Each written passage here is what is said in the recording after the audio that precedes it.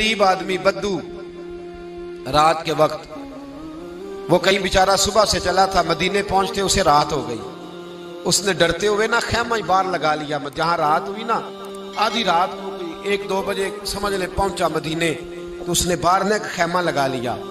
बीवी उसकी उम्मीद से थी, बच्चे की विलादत का वक्त करीब आ गया, बीमार हो गई, उसने खैमा लगाया।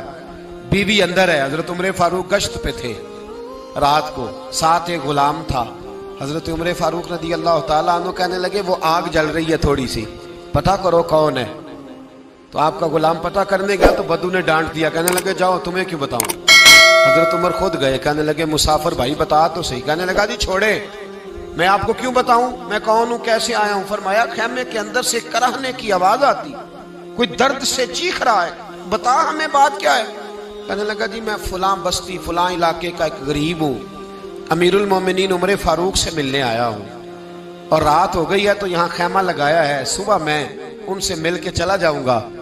तो रात को तकलीफ देना पसंद नहीं किया, तो मेरी बीवी उम्मीद से थी, अब बच्चे की विलादत का वक्त करीब है, पास कोई नहीं। हजरत उमर कहने लगे तू ठहर, मैं अभी आया। चेहरे पे नकाब है, उसे बताया नहीं मैं ही अमीरुल मोमिनीन। उमर दौड़े गए, अपनी जौजा से कहने लगे अगर तुझे बहुत बड़ा अजर मिल रहा हो तो हासिल करेगी। क्या करूंगी। तो कहने लगे चल फिर मेरे साथ, बहुत बड़ा अजर है। एक दोस्त के यहाँ विलादत का वक्त है, जरूरत की चीजें साथ ले लो। उस औरत ने थोड़े दाने ले लिए, घी ले लिया। हजरत उमर से कहने लगी लकड़ियां इकट्ठी कर ले। अमीरुल मोमिनीन, काउंसलर की बात नहीं बता रहा आपको, मैं आपको एमपीए की बात नहीं बता रहा, एमएनए की बात नहीं बता रहा, जो 10 गांव को मिला के चेयरमैन बना उसकी बात नहीं बता रहा, उसकी बात बता रहा हूं जो 22 लाख मुरब्बा मील का हुक्मरान है। उसकी बात बता रहा हूं जो गली से गुजरे तो शैतान रास्ता ही बदल जाता है। उसकी बात बता रहा हूं जिसके बारे में मेरे मुस्तफा करीम सल्लल्लाहु ताला अलैहि वसल्लम ने फरमाया मेरा उम्र तो वो है कि 950 साल हजरत जिब्रील भी इसकी शान बयान करें तो अजमत खत्म नहीं होती। इतना बड़ा शख्स। हजरत उमर ने लकड़ियां इकट्ठी की, ईंटों का रोड़े लेके चूल्हा बनाया, पहुंच गए। आपकी जौजा कहने लगी ये थोड़े दाने डालने, घी डालने और एक लकड़ी लेके इसको हिलाएं, तैयार करें। खुद जौजा अंदर चली गई, हजरत उमर बाहर पकाने लगे।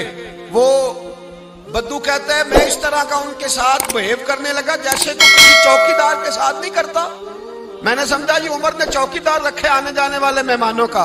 मैं कभी पानी का प्याला मांगता, कभी कोई बात, उमर दौड़े जाते, कभी पानी लाते। ओ मुसलमानों, ओ मेरे रसूल के गुलाम अजीजो, हजरत उमर फारूक। वो गुलाम कहता है मैं उमर से कहता, मैं कहता गुलाम पानी ला, तो उमर दौड़ के पानी लाते।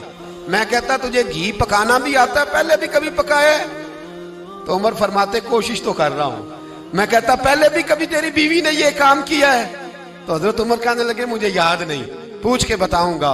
कहते क्या रंग था, क्या अंदाज था, क्या मुस्तफा की तरबियत थी, क्या अंदाज हुजूर ने सिखाए गुलामों को। ये किस तरह का अमीर है कि ये हंडिया पका रहा है, फूंके मार रहा है एक गरीब के लिए, देहाती के लिए जिसे जानते भी नहीं। अंदर उस शख्स की बीवी के यहाँ बेटा पैदा हुआ तो हजरत उमर की बीवी अंदर से बोल के कहने लगी अमीरुल मोमिनीन मुबारक हो, आपके दोस्त के यहाँ बेटा पैदा हुआ है। जब कहा ना अमीरुल मोमिनीन मुबारक हो, तो वो शख्स कहता है मेरे हाथ कांपने लगे और मैं इस तरह दौड़ा कि मेरी पगड़ी गिर गई। मैं दौड़ा तो उमर ने बुलाया, कहा किधर जाते हो? कहने लगा आप अमीरुल मोमिनीन हैं, आप अमीरुल मोमिनीन, आप उमर हैं। कैसर और किसरा जिसके नाम से कांपे आप वो हैं, जिसे मुस्तफा ने दुआ मांग के अल्लाह से मांगा वो वाले उमर है आप, जिसके लिए अलीउल मुर्तजा फरमाते मैं रोज दुआ करता हूं वो वाले उमर है, जिसके बारे में अबू बकर सिद्दीक ने फरमाया था कि मैं अल्लाह से कहूंगा मौला जो तेरे महबूब की उम्मत के हक में सबसे बेहतर था मैं उसे खलीफा बना के, वो वाले उमर है। उमर अमीरुल मोमिनीन की बीवी वो तो खातून अव्वल होती है, वो तो मलका होती है, और तेरी बीवी दाई बनकर एक गरीब के बच्चे के पास बैठी रही विलादत के वक्त। उमर अमीरुल मोमिनीन होके तेरी दाढ़ी सारी धुएं से भर गई, तो ड्यूटी करता रहा। तो सैयदना उमर रो पड़े और उस बद्दू को सीने से लगा के कहने लगे तुझे पता नहीं तू कहाँ आया है? इस शहर का पता है? उसने कहा हुजूर कहाँ है? फरमाया ये मेरे नबी का मदीना है, ये मुस्तफ़ा का मदीना है। यहाँ अमीरों का इस्तकबाल नहीं होता, यहाँ गरीबों के इस्तकबाल होते।